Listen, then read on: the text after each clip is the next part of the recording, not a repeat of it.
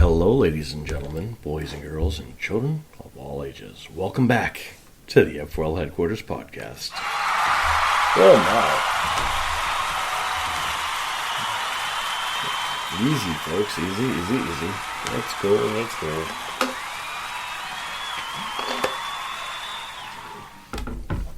go. All right, everyone. Well, I guess at the top of the show, we should probably evaluate the elephant in the room. If you're noticing, I am doing the show on a Tuesday, which I've not done in a while because I've been doing comedy normally today. But unfortunately, I had to forego that tonight due to other obligations I had to attend that I was unable to get down there, unfortunately. But I will be there next week to return to the stage where I belong over at the Ascove in Providence. Fantastic little club on comedy nights on Tuesdays, open mic comedy. So feel free to come down next Tuesday to see me live doing my comedy bit and so forth. So we have a stacked show as always, random as can be. I want to first and foremost say thank you to the local library, which is where I am live from right now. And if you're wondering, why am I at the library? It's because I love the library. I had to do a lot of work today, had to do a lot of writing and so forth. Since I couldn't go do the comedy, I figured what better place to get everything I needed to do down here. Plus the people here are so friendly and so awesome here that I said, why not do the podcast here? Just a reminder that your local library has all kinds of things to offer you guys, and there's all kinds of entertainment and more entertainment. If you're people who, even if you don't like to read, again, the library is probably the best place for readers, but there's many other things you can do at the library too. There's also music and movies and activities and groups and all kinds of fun activities you can get into. So I do suggest you guys check out your local libraries wherever you are to see what shenanigans you guys can do at your own library. There's nothing wrong with going to the library. It's a lot of fun. Especially with school coming back to session, one of the best places to do your homework uninterrupted and have all of the materials in one area is the library. So there's that. So that's the top of the thing. So we have a pretty good stacked show today. A little bit all over the place. I want to give you guys some updates and so forth. Take things one at a time. I don't think it's going to be a very long show today. But I did want to make sure we got all the meat and potatoes out of the way, so to speak. First and foremost, I want to give you guys, want to say thank you to everyone who listened to the podcast over the weekend. Got a lot of great feedback. It was nice that so many people were appreciative of all the nice things we had to say about them. Whether it's the MMA people, the future of the UFC, or the Hollywood types and the musical types, movie types. I do want to let people know that I did put a little homework on myself on that show, that I said I was going to take the people who, in Hollywood, I said who I would, what actors I would cast in certain things. And I want to let people know that tomorrow's edition of the F4L Headquarters Podcast, I will be kind of letting you guys know kind of what I casted them in. This is not a real thing. I did kind of like a mock casting, if you would, but I wanted to cast people in something that I think that they would be good to show off kind of how I view different people's talents and how I would associate them in a project if I was going to cast them.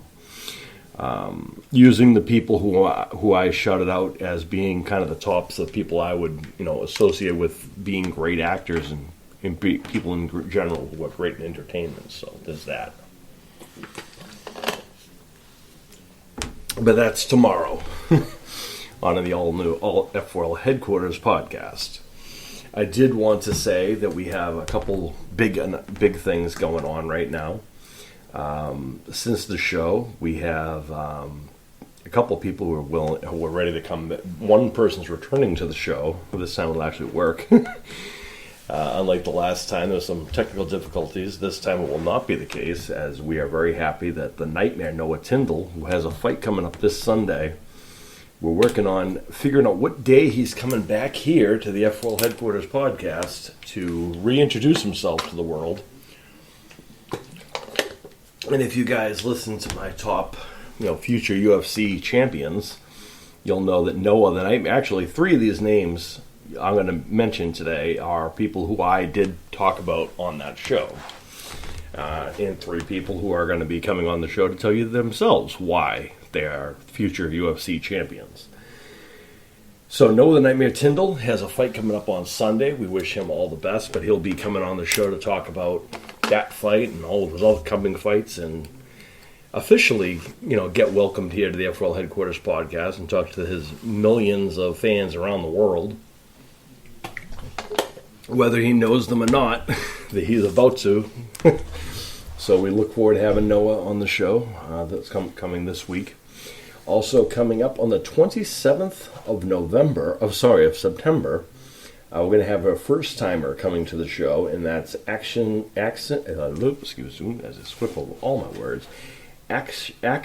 Jackson Baker. Let me tell you, he is one of the people I predicted to be a future UFC champ because he's got a lot of hype behind him. And in communications with them and so forth, we're very happy that we're going to be bringing them. They're going to be making their first trip to the F4L Headquarters Podcast. I look forward to having him and his team on here. It should be a lot of fun. And I also am very happy to say that Action Jackson will be also making his soon debut on Icons of the F4L as well, adding to the BA MMA division. As if it couldn't get any more epic than it already is, it's about to get even more epic, as Action Jackson Baker will be joining the roster, but also will be coming on this podcast and introduce himself to the rest of the world and talk to you guys about his upcoming. He's still rising in his MMA debut career. We'll have him on the show. He'll tell you a little bit more about what he does. He does also have a fight coming up in November that if you go look up on Action Jackson Baker on his Instagram and so forth, you might be able to help him out with his trip in November to the big tournaments happening out down there. So go check out Action Jackson's page to see if you can help him out. Maybe looking for sponsors and some donations to help him get to his destination down there in Florida to face the best of the best. That tournament that they're doing is an actual fantastic tournament. We'll talk a little bit more about that later when they're on, because that tournament brings people from all over the world, and it's a pretty big deal. I've known several people, actually some of them are on our roster, who have competed in that event. It's not for the faint of heart, that's for certain. I'd have to say, if you want to be a future UFC champion, that's probably a good way to start, getting those eyeballs. So Action Jackson's going to be taking part in that, hopefully in Florida in November. You can go find him on his Instagram at Action Jackson Baker and see if you guys can help them out on their fundraiser. They're trying to earn money for that, so we hope they do. Noah the Nightmare Tyndall, of course. You can check him out on his social too. I'm sure he'd love meeting new fans of the Nightmare Alley, as his fans call themselves. And of course, we also in the works of scheduling Isaiah the Natural Trina as well. Isaiah, we look forward to having on here. He's another up-and-coming MMA future UFC champion. We look forward to having him and his dad on the show. We've been working on scheduling them. It's just a matter of getting them in here, so stay tuned. Hopefully we'll have some updates for you guys on that soon.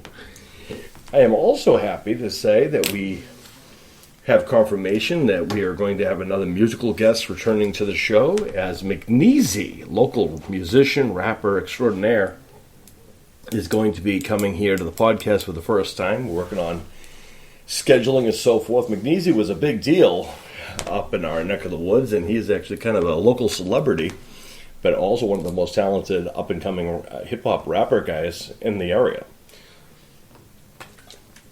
He's well known in the area, and we look forward to introducing him to those people who don't know him yet. But McNeasy will be coming on here, and we'll find out more about what's coming up for him soon. as we look forward to coming back and getting reacquainted with McNeese. He's an old friend of the show and the family and whatnot, and we look forward to bringing him on here for the first time. Should be a lot of fun and epic, as it could be. Indeed. All right. Epic.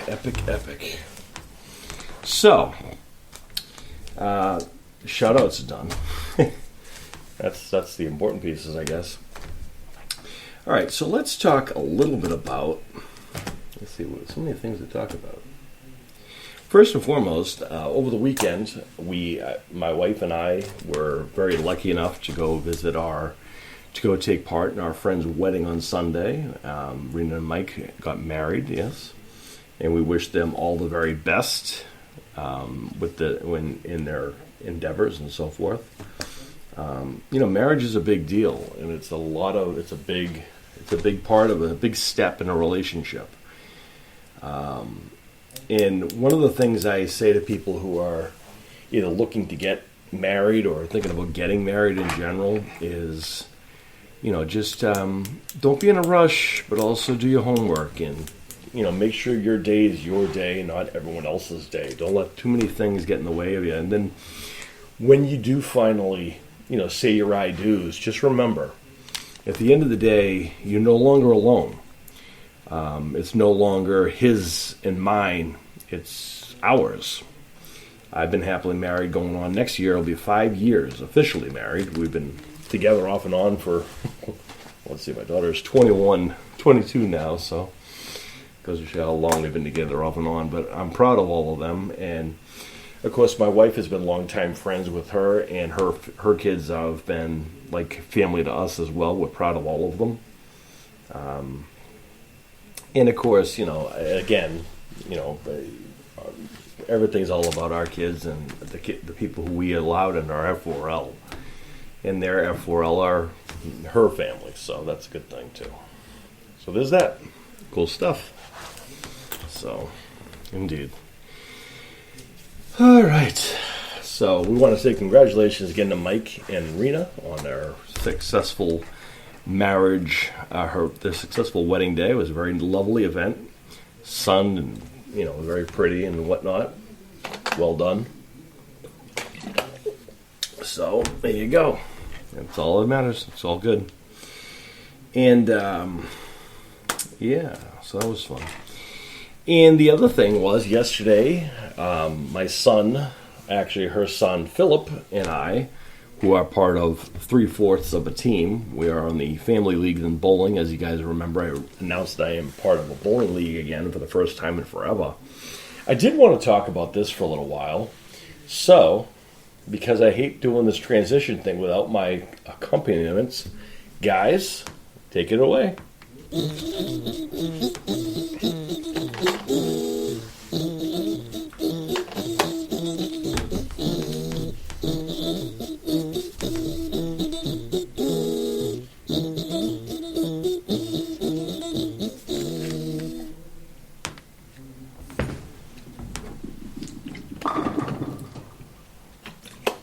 All right, folks, let's get our weekly bowling update.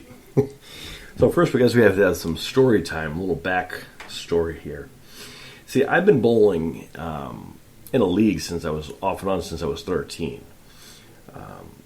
In an adult bowling league since I was 13. So I wanted to point out, a lot of people are not aware of this. Where I live in the Northeast, we have our own style of bowling, which is a regional style, which is called candlepin bowling. This is different than what the world knows as bowling. I think everyone is familiar with what we call 10-pin, which is or big balls, as we call it. The balls in which you have to put your fingers in. That's the bowling that I think everyone associates with bowling. Well, in my neck of the woods, where I grew up, we had candlepin bowling, and that's all we had in my region is candlepin bowling. So that's all I've really gotten a chance to get to know. And like in life, one of the things I wanted to point out to people is every time you do something, as long as you continue at it, you'll get better eventually. You apply yourself to the best you can, and eventually you will improve. I remember when I first started candlepin bowling, I was, again, 13. I was bowling against older people.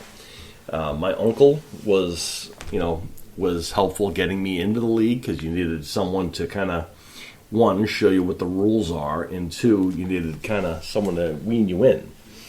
I'm grateful that my uncle was able to do that for me, and I remember almost every single bowling team I've been on. I learned something every league, and every year I'm in something.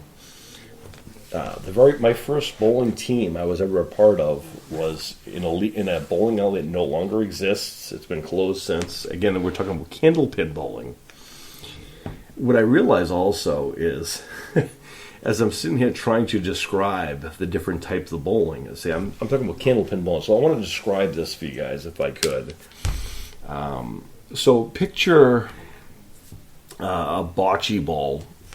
Ball's about the size of a bocce ball or a softball, and in candlepin you have 3 balls per frame. That's a ball. That's a game. So 1, 2, 3. Say you have 3 chances to knock all the pins down. You still get the same amount of pins, which there is 10 pins. Okay, so 10 pins no matter what. But you have 3 balls, and the other thing that's different about it is the balls are smaller. Again, they fit in the palm of your hand, about the size of a bocce ball or a softball maybe. And your purpose is to knock these pins down. The other thing about it is the wood, which is pins that have fallen. You're allowed to use that wood as long as it doesn't, cause catastrophe or whatever within the game. So ultimately, the idea is to get the best of 3 balls. So theoretically, with one, if those people don't know, a strike is when you knock all of the pins down with 1 ball. A spare is when you get 2 balls. So let's say you get, you throw your first ball, you get 9 go down, which is the story of my life. And then you have another ball, and you knock that pin down, now you have a spare. I think traditionally, in traditional bowling that everyone's aware of, you get 2 balls, which are the bigger pins, which is, again, these are the pins and the balls that everyone is associated and knows of. They're a lot bigger, and the candlepin and the 10-pin balls are a lot bigger as well. Candlepin balls fit in the palm of your hand again. You use your wrist to bowl. With 10-pin, which the world knows as bowling, you put your fingers in the hole, and they come in different weights, and the heaviest ball you could use is 16. The lowest is 6, I believe. Candlepin balls are the heaviest ball you'll use is 3.5 ounces. So again, a different, or 3.5 pounds really. It's not that heavy. So 3.5 pounds is the heaviest candlepin ball you can use, regulated in a league or a tournament. And they, of course, fluctuate. Most candlepin balls are about 2.5 ounces on average, or 2.5 pounds in general. So, regardless. If you look at those weights, you can definitely tell there's definitely a size difference. But some people aren't aware there's also a middle ground. There's something called duck pin, which we also have up my neck of the woods, and I'm fortunate enough to say that I've done all 3 types of bowling, which a lot of people don't even know there are 3 types of bowling. Duck pin is, the pins are, picture a 10-pin, which is the traditional pins that you're probably assuming is a pin. Well, those are, a duck pin is flatter, to resemble kind of like a duck, I guess you'd say. The balls are kind of shaped more like a candlepin ball, where they're bigger and you don't put your hands in the holes. There's no holes to put your fingers in. But the balls are slightly bigger, like a cannonball, if you would. And you have 3 balls like you do in candlepin, except they clear the wood like they do in 10-pin. Candlepin, and again, the pins are shaped as candlesticks. So picture a candlestick-sized pin, and that's kind of what, where the name comes from. And believe it or not, it's a lot harder than it sounds. One, you have a smaller ball hitting smaller pins. It's, again, the same number of numbers. They're all 10, but, just a different way of doing it. The difference is with candlepin is there's wood you can use if you're lucky enough to have wood that lands. But if they're, with other types of bowling, like traditional bowling, it's one balk. You get 2 balls, and you have, the best you can do is a spare maybe. With candlepin, you have the opportunity to get 10 out of, the best of 10 basically is what you're looking for. Of course, a strike and a spare are what we call a mark in bowling, which is funny because I come from pro wrestling and we have a different term for a mark, and we look at marks a different way, so it's a little differently. But anyway, that's kind of the difference between bowling. So I'm doing traditional bowling, what the world knows as bowling now, which, believe it or not, is a different kind of bowling. For one thing, again, instead of using my wrist that I'm used to, I have to use my whole arm. And also the ball sizes. I am still in the process of trying to figure out what the right size ball I have, what size I should be using. If there are any bowlers out there who want to kind of give me an idea what they think weight I should use for a traditional bowling ball, that would be fantastic. Last night I used a 13-pound ball, and I did fairly well. Again, it's a journey, right? I mean, I started out in candlepin. My average was a dismal 60 maybe. And the way you get your average in bowling is they usually take your best of 3 scores. Usually there's 3 strings. That's 3 different games. So 3 10 box frames is a string. So it's best of 3, and then they kind of there's some division there and some multiplication there, and that's kind of how you get your average. And again, when I was starting out, I wasn't very good because I was just starting out at 13 years old bowling against adults who were older than me who've been doing it longer. But as I continued going as I was younger, I continued getting better.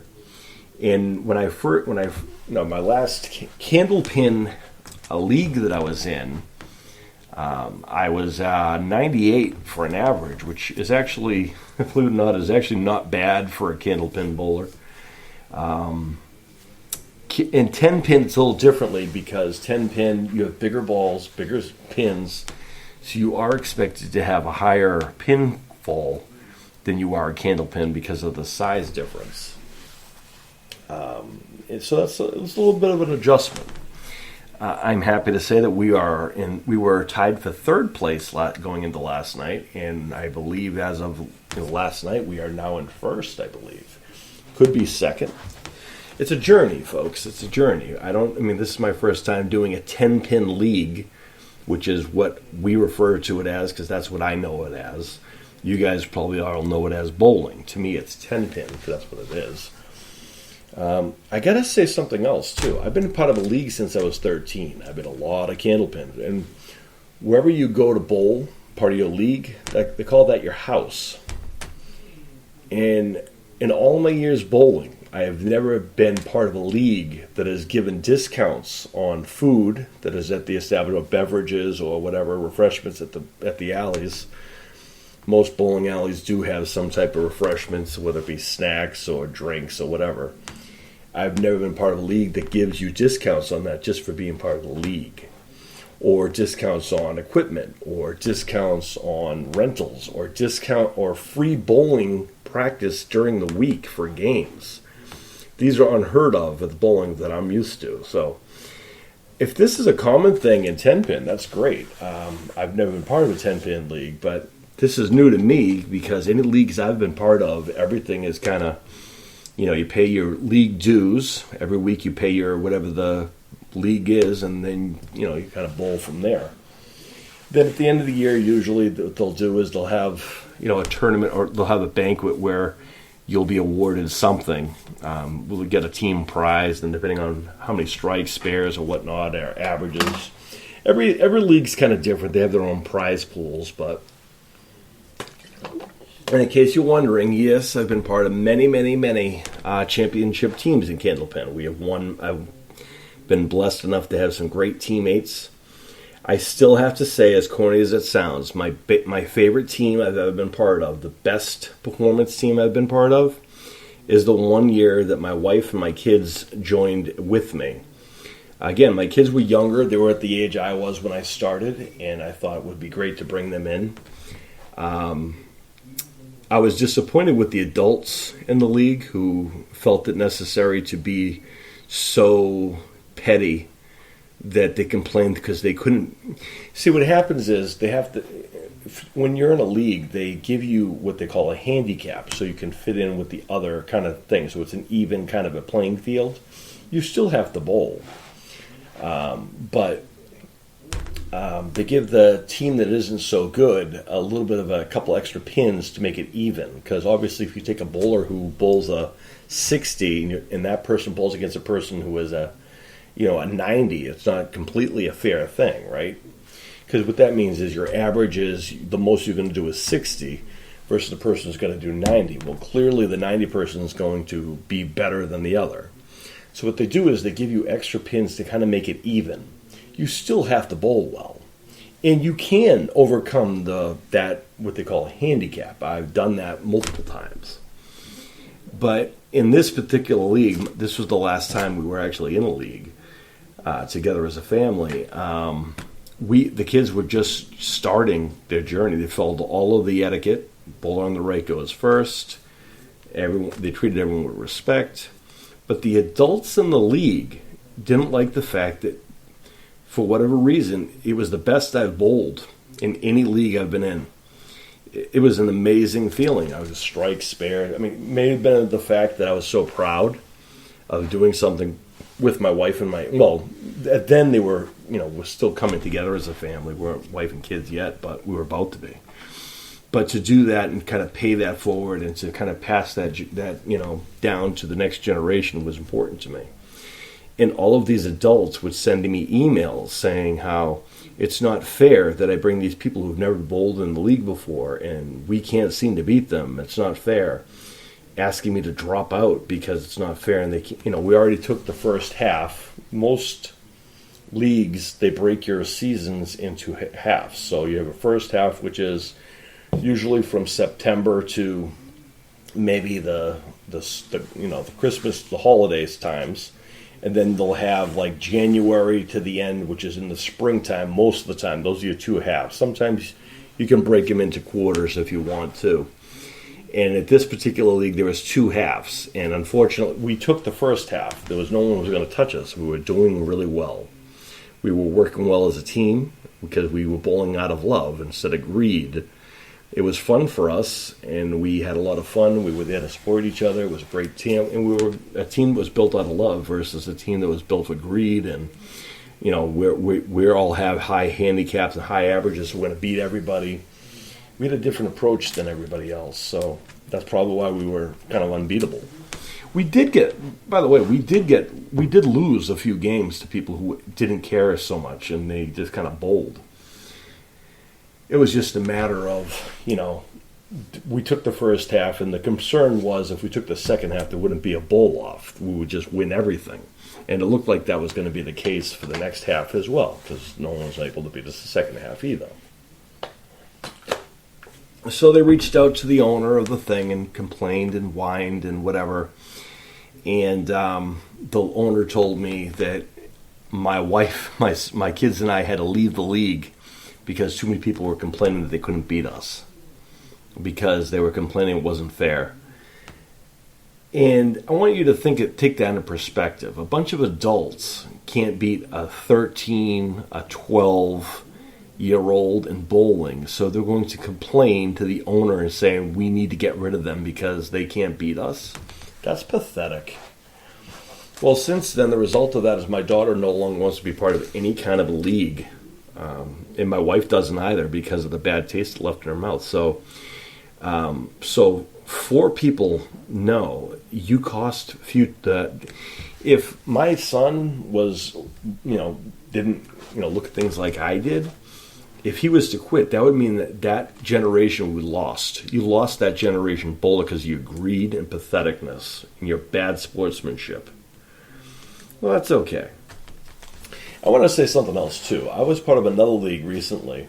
I ran into the owner of the bowling alley, which I've been friends with these people for years. I'll shout them out. We love Old Lindy's. Old Lindy's was my house growing up. I've been, again, a house is where you bowl in a league. I've been part of several leagues in Old Lindy's, and I love the owners there. Jimmy, John, it's a whole family establishment. They're awesome people there. It's the people who go to these leagues who make it a downfall. They're the people who kind of put a damper on things because they look at it so serious, like it's, all they have to live for is bowling every week. This is like their thing.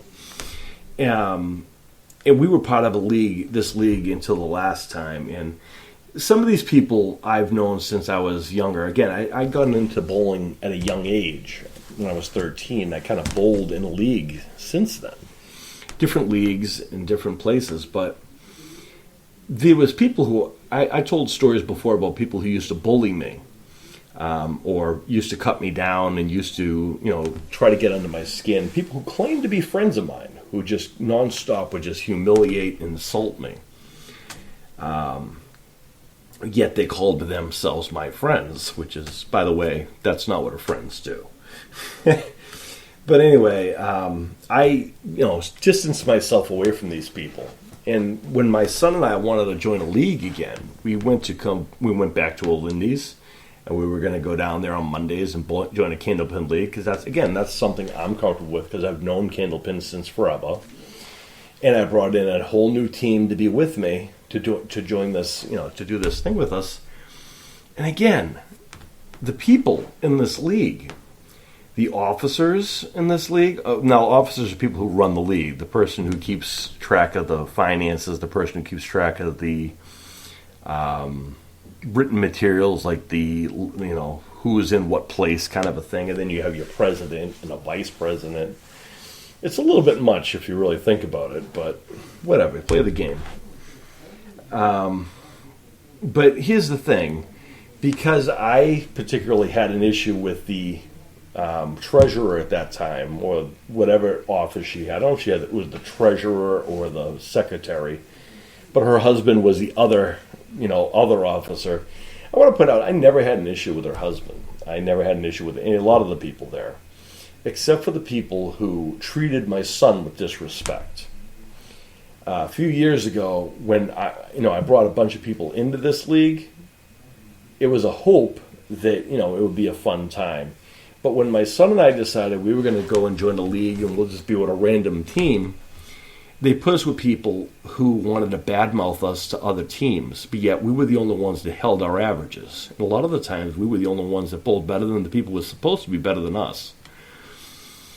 And again, it's kind of pathetic when a bunch of adults have to pick on a kid. Now, my son, for the record, doesn't look at bowling like I do. He's kind of more laid back than I am. He's a lot more quiet than I am.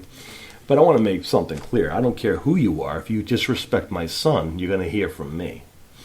And there were several instances where people in this league, regardless of my son following the same rules as these adults felt the need to be disrespectful to my son on numerous occasions, an old man. And then I would go to the president and say, hey, what's up with this? If you don't do something about this, I will. And of course, they put this person on my team, of course. This guy who is the nastiest person I've ever bowled with. This guy who I ran into a couple of years ago, this guy was an issue a few years ago. This guy's in a league here several times a week, I guess. This one gentleman who is in this league. And he's not good. He's not as good as he thinks he is. And what's sad is that because he's such a grumpy old man and so disrespectful to people that he doesn't know, it's off-putting. But listen to me when I tell you this. If I tell you there's an issue with your bowler and you decide as a president that you're not going to do something about his behavior or you're going to downplay it, you're not worth my time or my son's time. We had to travel across states to be part of this league, mind you.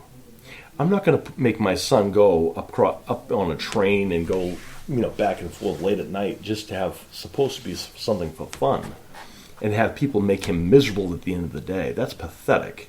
And shame on all of those adults. He wanted to have a good time, and people took that fun away from him. Shame on all of you. You're disgusting human beings, all of you. And I want to point out, again, I'm not talking about Olindy's, the owners. The people who ran Olindy's had nothing to do with it. We love those guys. They were fantastic. It's these people running the leagues who have no spines and don't have any kind of common courtesy and have no respect. Or they let old thing. Listen, the treasurer is one of those people I talked about before where all they did was talk trash to me. All they did was disrespect me. Until one day I said, never again are you going to do that. And I stood up for myself. And I never hung out with those people again because of how toxic they are. Years and years later, you would think that they would change, but they didn't. These are adults, folks. These are people who are older than I am. I am 43 years old, folks. In March, I'll be 44. And I act more mature than these grown adults who can't let past things go. That's pathetic. Get over yourselves, all of you. Hypocrites. That's what they are. I'm sorry to be a little bit of a hardhead on that, but I did want to vent that out because I think it's important to know. You need to know where you're worth, and you also need to be able to stand your ground.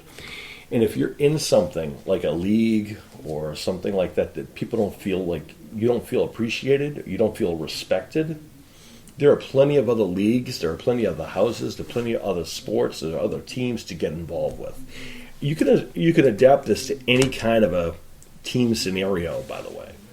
This is just a life lesson to know that if you're not comfortable in a situation, but you just stay in it, it's not going to be healthy in the long run.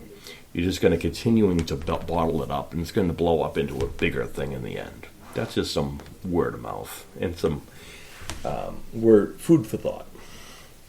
So there you go. So that is fantastic.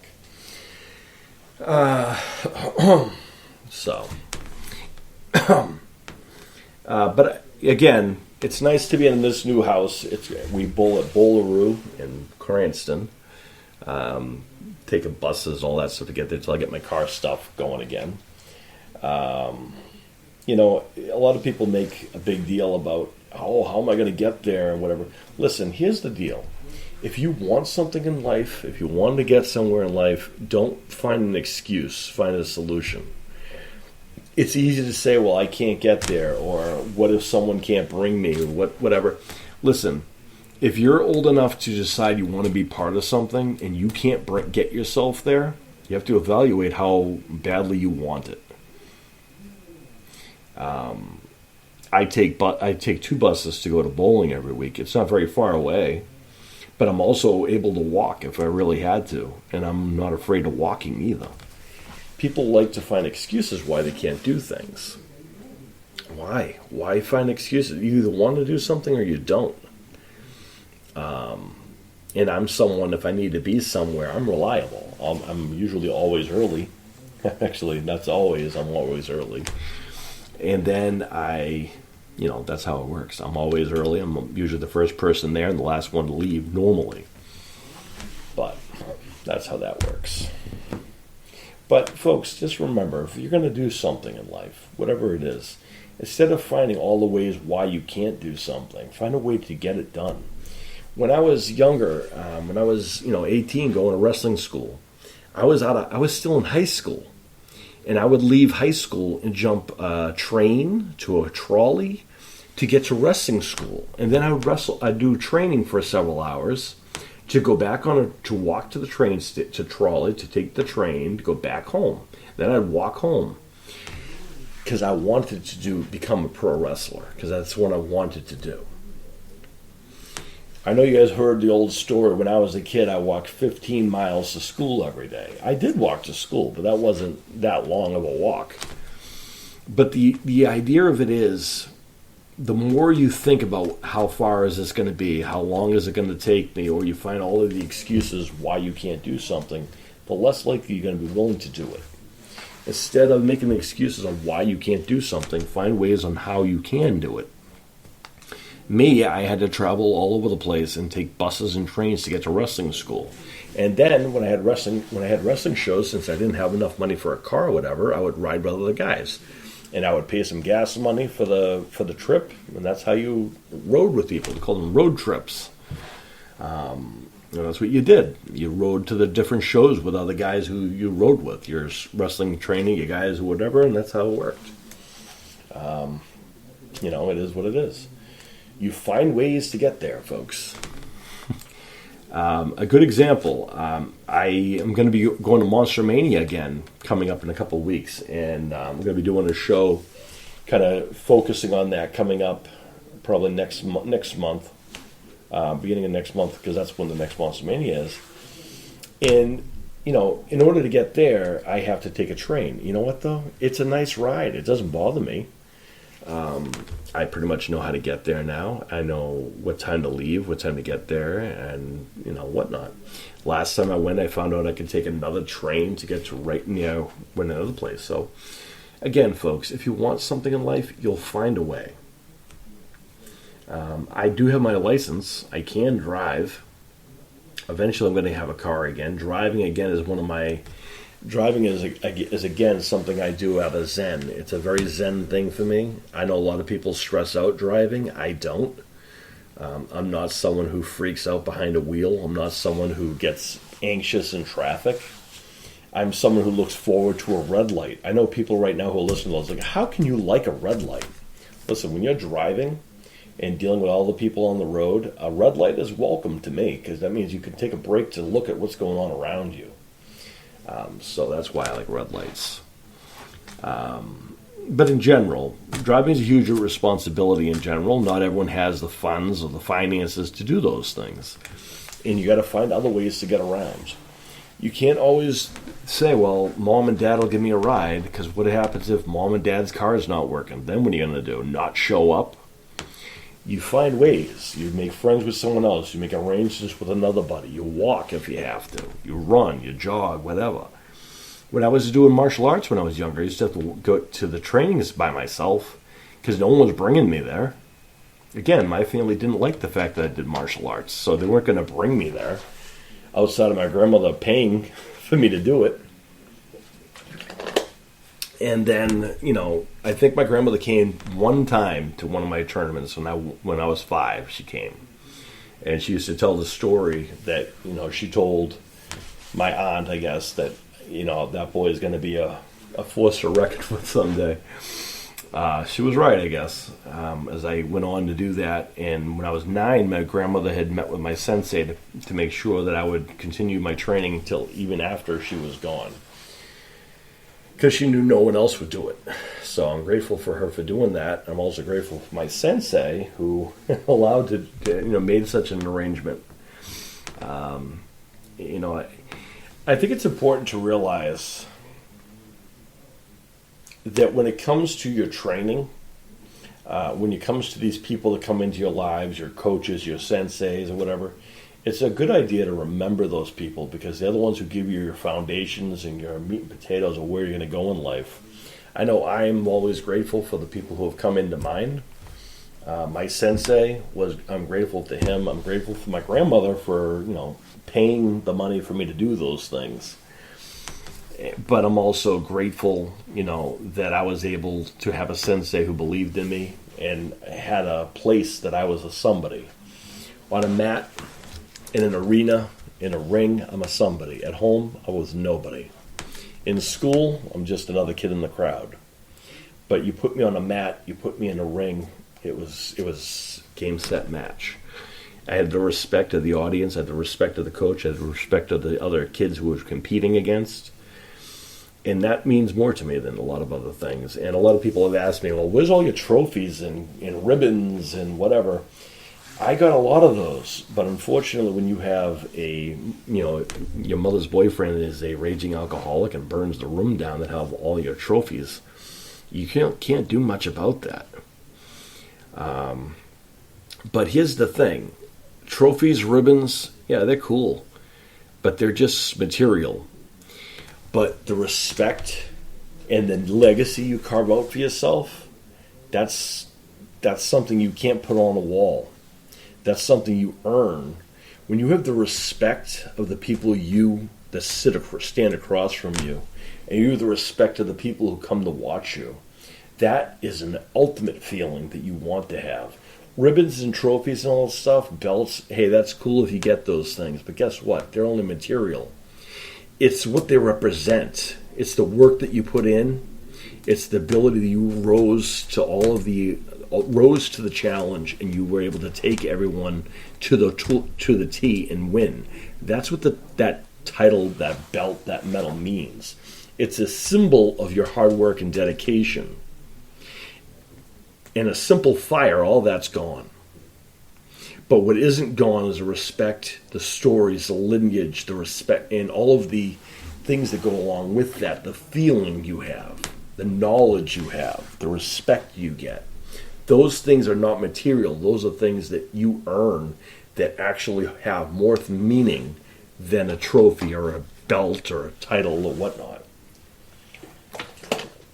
All honesty, I was really the only one that had things in my room, so it probably made sense that I didn't have them anymore. So that's where the medals are. That's where all my medals and trophies are. But as I did mention, the dojo did find a bunch of my old training videos where we did our tournaments and stuff. He is in the process of digitalizing those. When he does, I'll be sharing some of them so you guys can see what little me was like competing in these tournaments. It's a different time, folks. I can tell you that. There are no headgears. There's not a lot of padding going on there. It's probably as barbaric as it can get. What's interesting is I remember every fight I've had, but it's the tie that I had, the one tie I had when I was 10 years old that haunts me to the day. Wins, losses, whatever. I never got a loss. I got one draw. That haunts me more than a loss. I would rather a loss, because then I can say, well, I lost one. I can get back up and get that win back. But the fact that it was a draw, there's no winner or loser, we don't know who the better man is, that bothered me, and that's why I continued doing it as long as I did. And honestly, the feeling never went away. One thing, the kid stopped doing the martial arts, and two, the school that he was training in, because remember I spoke before, usually the way it used to be is you would train against other dojos or other schools is how it used to be. And the school closed down. Go figure. But, I'm grateful for all those opportunities that I was given to rise above those things. The other thing, we do have one more little bit of a thing I want to do, and we're going to head over to the ants to take us to the next. Guys?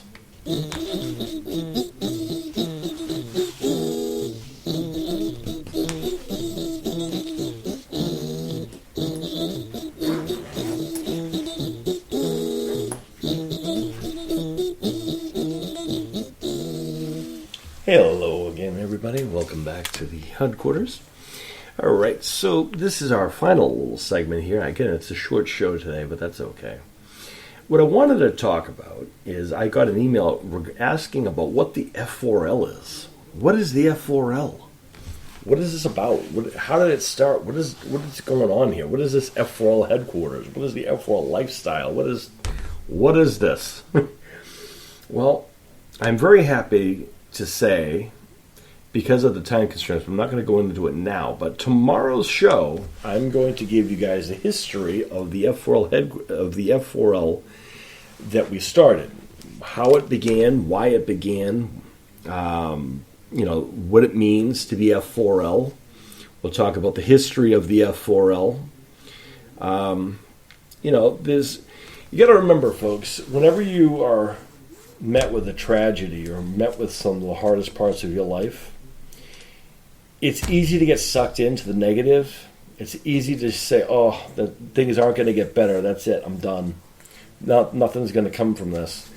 But when you stick it out and you wait just a little bit, you'll quickly find out that each one of those negatives, each one of those hard times, you could take a lesson from. It actually gives you a tool that you can use in the future in case, either one, you're in that situation again that you won't be in again because you already know how to not be involved there, or two, it'll help you talk to someone else who is going through that very same thing that you already accomplished or you already went through. So tomorrow, folks, on the F4L Headquarters Podcast, midweek check-in, we're going to give you guys the full history of the F4L. What is the F4L Headquarters? Well, I'm going to give you that answer now. So the original idea of the F4L Headquarters, again, tomorrow's show will make a lot more sense when you realize, what that really means. But again, the code of the F4L to live life with love, care, and compassion, understanding, and respect for each other's differences. The F4L Headquarters was what we used to call, all of us originals who started it, we said that we wanted a place, the idea would be all of our, a house, if you would, where all of our brothers and sisters who are in the F4L would come and just be welcome. It would be like a party house. They could come and go whenever they needed to. They can, they'll always be welcome. They'll always feel welcome and loved and whatever at our house at the F4L Headquarters. And wherever the F4L Headquarters was going to be was where the F4Ls lived.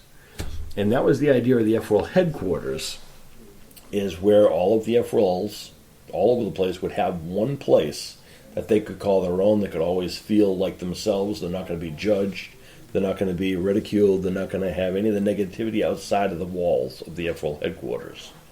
Because while you're inside the F4L Headquarters, you're respected, you're loved, you're respected, you're cared about, you're understood, you have compassion, you're met with compassion, and whatnot. Get it? You're respected for your differences. And that's kind of how this show got its title. The F4L Headquarters is initially an acronym for what it should be. Because we have guests once in a while, and that's where you should be. Feel welcome. So that's the history on the F4L Headquarters, but tomorrow we'll go into a deep dive into what the F4L lifestyle is, how it began and whatnot on tomorrow's show. In the meantime, folks, I do urge you guys to go check out our friends and be excited for our friends who are coming on the show. Again, Action Jackson Baker is coming on the show October 27th, I believe. And he does have a fundraiser going on to help him get to his matches in November. Again, Noah the Nightmare Tyndall, we're working on getting him back on the show. It'll be sometime this week, hopefully. And Isaiah the Natural Trina, we're also working on bringing in here. And McNeasy, the musician extraordinaire, will be coming back to touch base and see how he's doing. All that coming up soon, folks. We're only going to get bigger and better. In the meantime, I am the F4L icon, Sean Jazz Stevens saying, may all your dreams come true. Peace, everybody.